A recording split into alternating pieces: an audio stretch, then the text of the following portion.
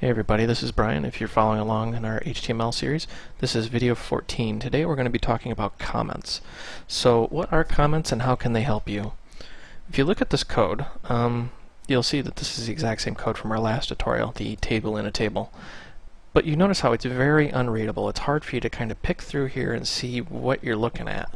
I mean, what is all this stuff? Well, that's what comments do. Comments allow you to easily break things up. Going to make a comment real quick here. It's just a less than symbol with an exclamation mark, 3 dashes, space, 3 dashes, and a greater than symbol. And inside these dashes you can say anything you want.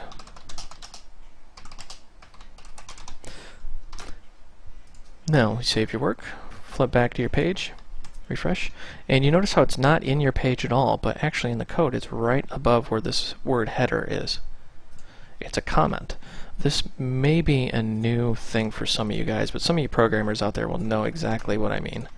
A comment is a way of leaving yourself a note. For example, end of header.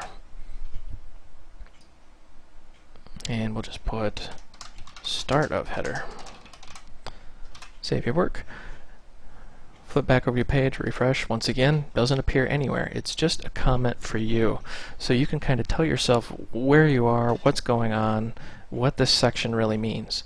A lot of times programs will use comments to really define certain areas of a page.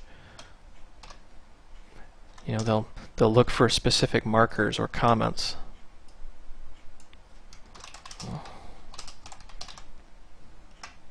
See, now when you look at this code, you can look through and just focus on your comments to see what's going on here. You can see, you know, this is the start of the header, this is the end of the header, what's this? Oh, this is the start of the body, this is the end of the body.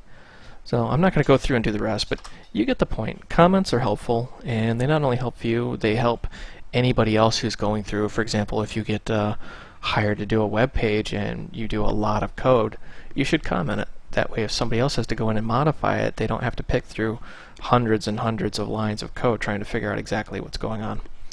So I hope you found this video educational and entertaining, and if you have any questions or comments, just drop me a line. Thanks.